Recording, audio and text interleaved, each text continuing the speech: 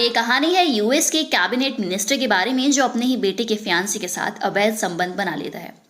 इसके बाद उसकी जिंदगी पूरी तरीके से बदल जाती है। इस मूवी का नाम है डैमेज। तो कहानी शुरू करते हैं स्टीफन नाम के एक आदमी को दिखाते हुए जो कि पहले एक डॉक्टर था और बाद में उसने राजनीति में कदम रखा और इस वक्त वो एक कैबिनेट मिनिस्टर बन चुका है।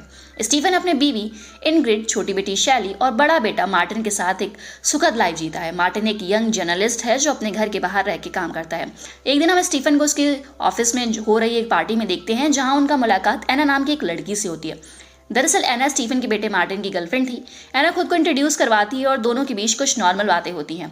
यहाँ हम नोटिस करते हैं कि पहली नज़र में ही दोनों एक दूसरे से प्रति काफ़ी आकर्षित हो जाते हैं और दोनों के बीच एक अजीब सा कनेक्शन बनता हुआ हम महसूस कर पाते हैं। एना से बात करने के बाद स्टीफन बिल्कुल भी पार्टी में फोकस नहीं कर पा रहा था। उसका ध्यान बार बार एना पर ही जा रहा था और ठीक वैसा ही हाल एना का भी था। कुछ दिन बीत जाने के बाद एक दिन मार्टिन अपनी गर्लफ्रेंड एना को लेकर लंच के लिए आता है और अपनी फैमिली मेंबर से इंट्रोड्यूस करवाता है। यहाँ स्टीफन और एना ऐसे प्रिटेंड करते हैं जैसे वो लोग पहली बार मिल रहे हों।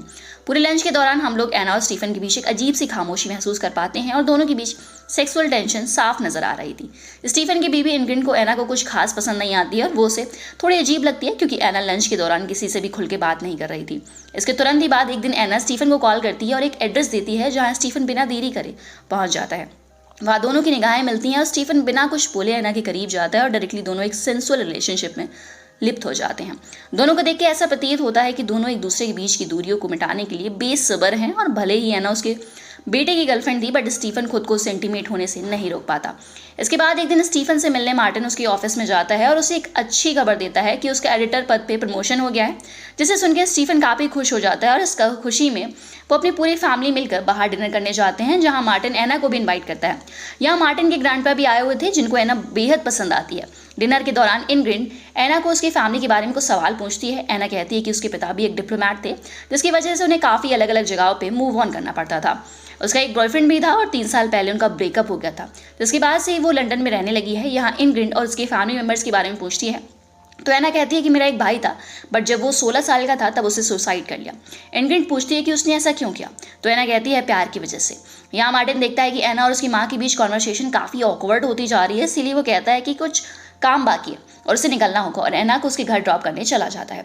यहाँ स्टीफन भी कुछ काम का बहाना बना के उनके पीछे पीछे एना के घर तक पहुंच जाता है और मार्टिन के जाने के बाद वो एना के पास जाता है और कहता है कि हमें कुछ ना कुछ करना ही पड़ेगा क्योंकि डिनर करते वक्त पूरे टाइम में तुम्हें पाना चाहता था, तुम्हें छूना चाहता था और ढेर सारा प्यार करना चाहता था।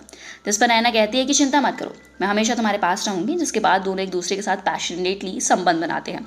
इंटीमेट होने के बाद एना अपने भाई के बारे में बताती है कि हमारे पेरेंट्स कई जगह मूव कर होते रहे, इसीलिए मैं और मेरे भाई एक दूसरे की दुनिया थे, लेकिन समय के साथ साथ मेरे भाई के लिए बहुत ही ज़्यादा पॉसेसिव हो गया और वो मुझे बहुत ही ज़्यादा पाना चाहता था। उसे प्यार के लिए अपनी जान दे दी और वो प्यार मुझसे ही करता था। उसकी मौत के बाद एना पूरी तरीके से टूट गई थी और उसे काफ़ी टाइम लग गया था एक बार फिर से खुद को खड़े करने में। वो कहती है कि डैमेज लोग बहुत ही खतरनाक होते हैं क्योंकि उन्हें फिर से खड़ा होना आता है। फिर स्टीफन उसे एक कॉन्फ्रेंस में चलने के लिए कहता है बट एना मना कर देती है क्योंकि वो मार्टिन को प्रॉमिस की है कि ये वीकेंड वो उसके साथ ही बिताएगी।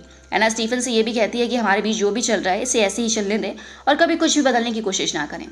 आगे स्टीफन को अपनी बीबी से पता चलता है कि मार्टिन और एना दोनों पेरिस गए हुए हैं। स्टीफन अपने कॉन्फ्रेंस पे तो जाता है पर उसका दिमाग में सिर्फ एना का ही ख्याल चलता है और कॉन्फ्रेंस पे वो बिल्कुल भी फोकस नहीं कर पाता।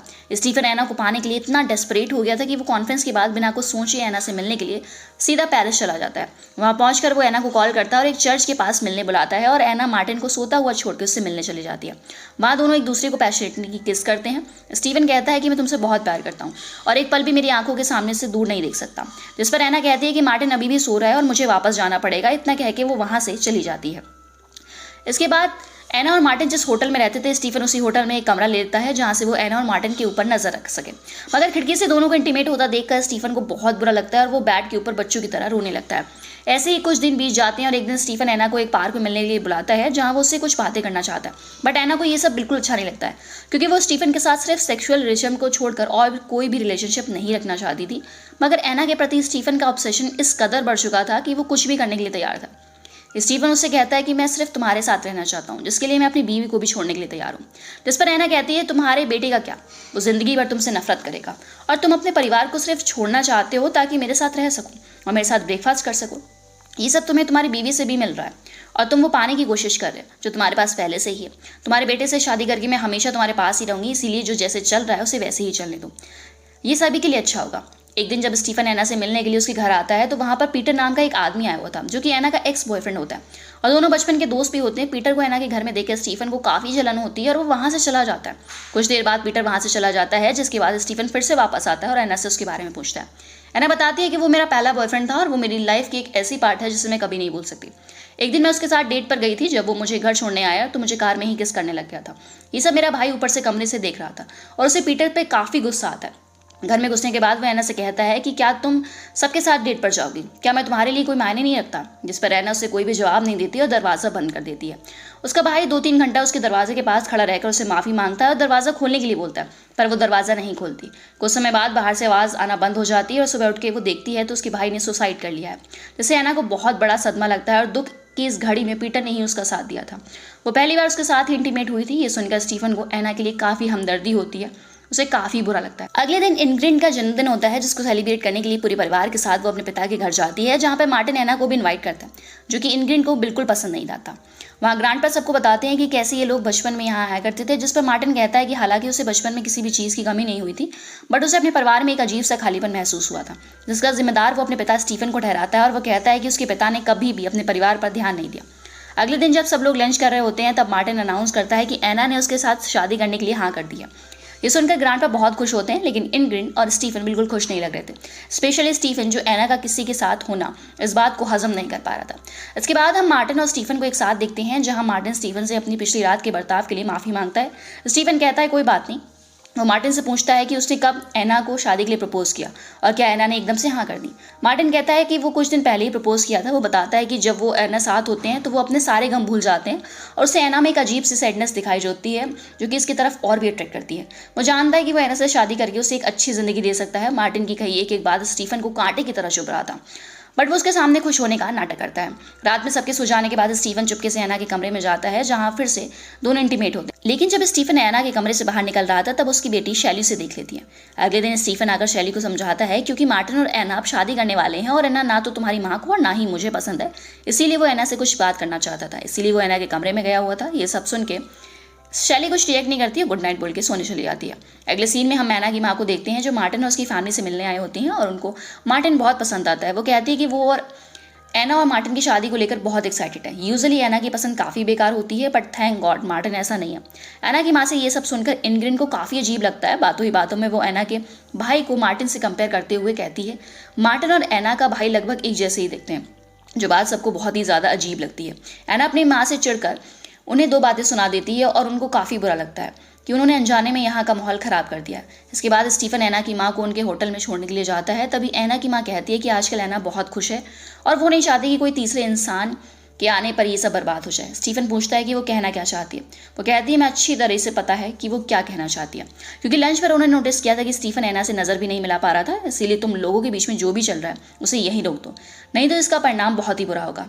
यहाँ हम व्यूअर्स समझ जाते हैं कि एना की माँ को एना और स्टीफन के रिलेशनशिप के बारे में सब कुछ पता है। उनके जाने के बाद स्टीफन एना को कॉल करता है और कहता है कि हमारे बीच जो भी चल रहा है उसे हमें रोकना होगा और ये उसके और मार्टिन के फ्यूचर के लिए ज़रूरी है। यहाँ से स्टीफन सीधा मार्टिन के ऑफिस जाता है और उसके डेस्क पर अपनी एना और मार्टिन की एक फ़ोटो देख रहा होता है। तभी मार्टिन वहाँ आकर उनसे कहता है कि अगर आप चाहो तो इस फोटो को अपने पास रख सकते हो।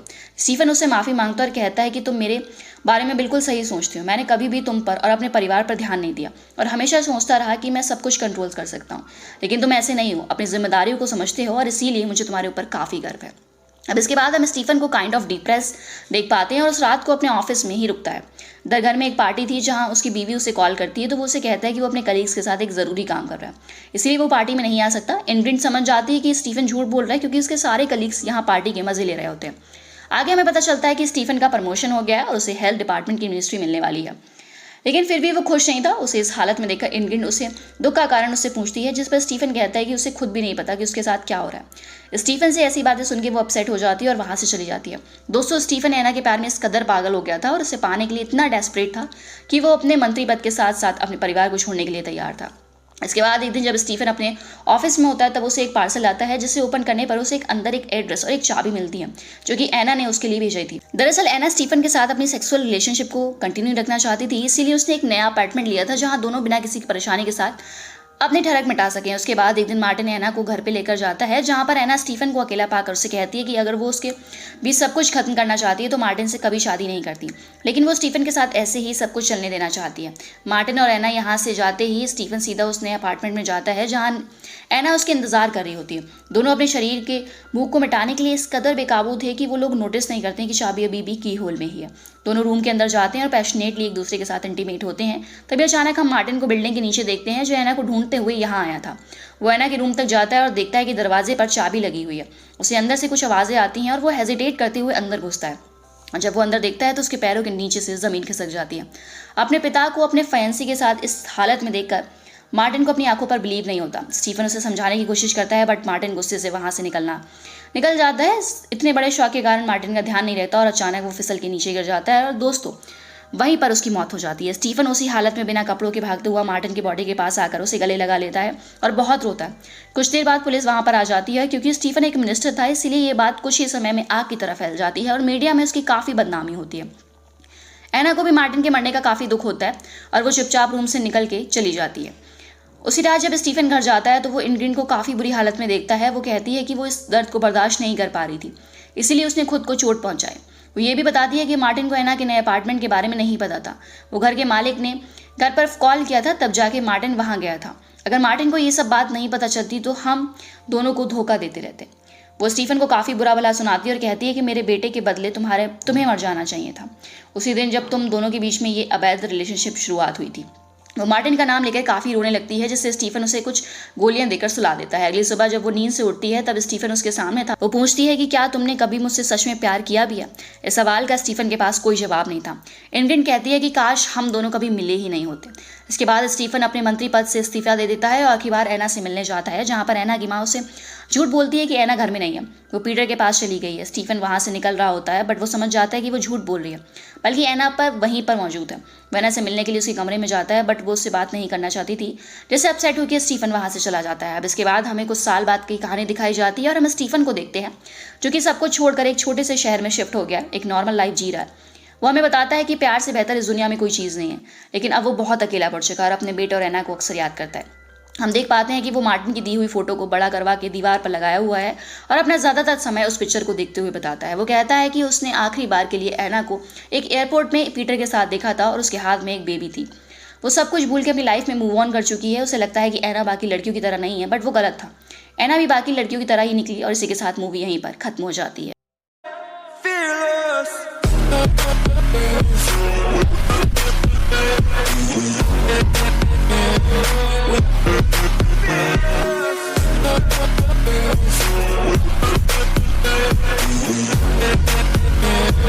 With